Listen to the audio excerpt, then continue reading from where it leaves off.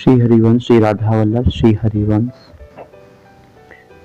भगवान में अनन्य प्रेम हो जाना ही भक्ति है। ज्ञान, कर्म आदि साधनों के आश्रय से रहित होकर जब आप सभी ओर से स्पृहा शून्य होकर अपनी चित्त वृत्ति को अनन्य भाव से जब भगवान में लगा दोगे और जगत के समस्त पदार्थों से, परलोक की समस्त सुख सामग्रियों से, यहाँ तक कि आप मोक्ष सुख से भी अपने मन को, चित्त को हटाकर अपने परम प्रेमास्पद भगवान में लगा दोगे तो यह अनन्य भक्ति है। इसमें सारी ममता, आसक्ति सब पदार्थों से सर्वथा निकलकर एकमात्र प्रियतम भगवान के प्रति हो जाती है। इस स्थिति को अनन्य प्रेम कहा जाता है। अनन्य प्रेम बहुत ही दुर्लभ स्थिति है। भगवान में अनन्य प्रेम वास्तव में अमृत है। वह सबसे अधिक मधुर है और जिसको यह प्रेम अमृत मिल गया वह उसे पाकर अमर हो जाता है। उसकी लौकिक वासना की मृत्यु तो बहुत पहले हो चुकी है। अनन्य प्रेमी भक्त के हृदय में भगवत प्रेम की एक नित्य नवीन पवित्र भावना जागृत हो जाती है। इसके अलावा कोई वासना नहीं रहती।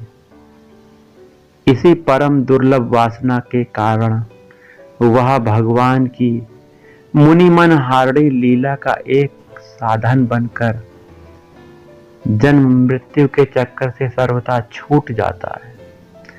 वह भक्त भगवान के सदैव समीप निवास करता है और भगवान उसके समीप निवास करते हैं। देखो, प्रेमी भक्त और प्रेमास्पद भगवान का यह नित्य अटल संयोग, यही वास्तविक अमृतत्व है। इसी से भक्तजन मुक्ति की चाह न करके भगवान की भक्ति की चाह करते हैं। जिसने भगवान के प्रेमामृत का पान कर लिया है वही सिद्ध है। यहाँ सिद्ध अर्थात विभिन्न प्रकार की सिद्धियां, विभिन्न प्रकार के जादू चमत्कार की सिद्धि नहीं कही गई है। भगवान के प्रेम को प्राप्त करना यह बहुत बड़ी सिद्धि है। ये छोटी मोटी सिद्धियां अड़िमा, लघुमा, लघिमा, लघु हो जाना अर्थात आदि आदि सिद्धियां इसके आगे बहुत तुच्छ हैं। प्रेमी भक्त इन सिद्धियों की बात तो क्या, मोक्ष सिद्धि को भी नहीं चाहता है। अच्छा, ये जो सिद्धियां हैं ऐसे प्रेमी भक्त की सेवा के लिए अवसर ढूंढा करती हैं, परंतु वह प्रेमी भक्त इन्हें तुच्छ समझकर इन्हें स्वीकार नहीं करता है। प्रियतम हमारे युगल सरकार की पूजा करते समय भक्त का शरीर पुलकित हो जाता है। भक्ति से उसका मन प्रफुल्लित हो जाता है। प्रेम के आंसुओं ने भक्त के मुख को और गदगद वाणी को सुशोभित कर दिया है। अब तो वह भक्त एक क्षण के लिए भी फुर्सत नहीं प्राप्त करता, क्योंकि वह हमेशा भगवान में तल्लीन रहता है। तो हमें किसी दूसरे विषय को स्वीकार नहीं करना है यदि हम ऐसा बनना चाहते हैं, भगवान का प्रेमी भक्त बनना चाहते हैं। भगवान को अपना मानकर, उनके आश्रित होकर जो कुछ भी भगवान ने हमें दिया है उसे स्वीकार करके, संतोष करके भगवान के ही रूप में डूबे रहना, भगवान के नाम का ही स्मरण करना, चिंतन करना, नाम जाप करना, भगवान की ही कथा सुनना और उनसे कोई चाह न करके उनके सुख की चाह करना, यही परम सिद्धि है। भक्त को किसी वस्तु के का अभाव का बोध होता ही नहीं, चाहे वह कितनी भी विपरीत परिस्थिति में क्यों ना हो। वह प्रीतम भगवान के प्रेम को पाकर हमेशा के लिए पूर्ण काम हो जाता है। पूर्ण काम भक्त सृष्टि और संहार दोनों में भगवान की लीला का प्रत्यक्ष अनुभव कर मृत्यु को खेल समझता है। वास्तव में उसके लिए मृत्यु मृत्यु नहीं है, एक बहुत बड़ा तोहफा है, उपहार है। कैसे? जैसे ही वह यह शरीर को छोड़ेगा उसे एक नया स्वरूप प्राप्त होगा, नया शरीर प्राप्त होगा, जिसमें वह भगवान की नित्य लीला में प्रवेश कर जाएगा। यह उसके लिए उपहार हुआ कि नहीं? उसके लिए गिफ्ट हुआ कि नहीं? प्रभु लीला के सिवा कोई अन्य भावना वह भक्त नहीं करता है, इसीलिए वह तृप्त होता है। जब तक जगत के पदार्थों की ईश्वर लीला से अलग कोई सत्ता रहती है, तभी तक उसको सुखद या दुखद समझकर मनुष्य निरंतर नए नए सुखप्रद पदार्थों की इच्छा करता हुआ अतृप्त रहता है। जब सबका मूल स्रोत भगवान उसे प्राप्त हो जाते हैं, भगवान अर्थात जब उसका मन भगवान में लग जाता है, भगवान के चरणों से विलग नहीं होता है, तब वह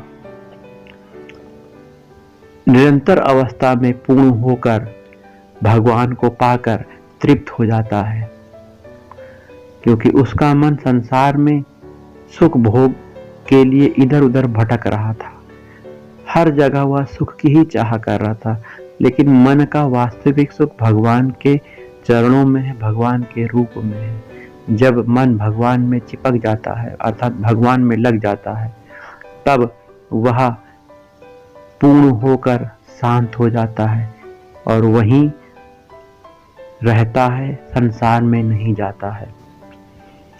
वह प्रेमी भक्त उस परम महान वस्तु को प्राप्त कर लेता है जिसके पाने पर सारी इच्छाएं नष्ट हो जाती हैं।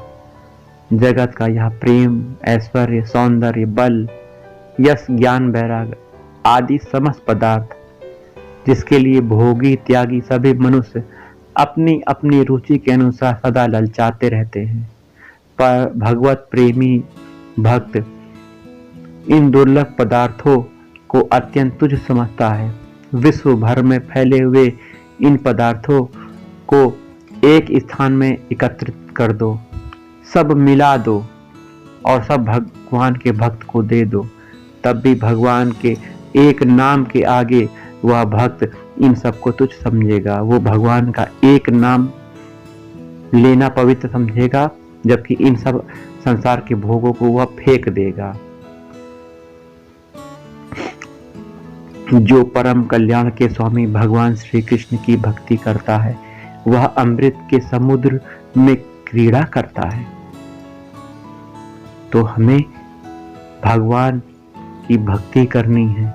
प्रेमामृत समुद्र में डूबा हुआ भक्त क्यों अन्य पदार्थों की इच्छा करेगा भैया? जैसे भक्त भोग मोक्ष आदि की इच्छा नहीं करता, वैसे ही इनके नष्ट हो जाने का शोक भी नहीं करता। भोगों के नाश को वह परमात्मा की लीला समझता है। इससे सदा हर हालत में आनंद में ही वह भक्त रहता है। भगवत प्रेम के सेवन में यदि सायुज्य मोक्ष के साधन में कमी आती है, तो वह उसके लिए भी शोक नहीं करता। वह सदा यही याचना करता है कि मेरा भगवत प्रेम बढ़ता रहे, चाहे जन्म कितने ही क्यों न धारण करने पड़े। भगवान से प्रेम में वह कमी को नहीं सहन कर सकता, वह प्रेम को बढ़ाना ही चाहता है।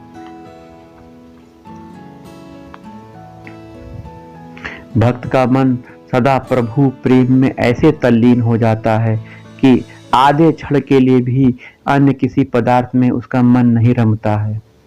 गोपियां कहती है ना, उधो मन न भय 10-20, एक हो तो सो गयो श्याम संग को आराधे ईस।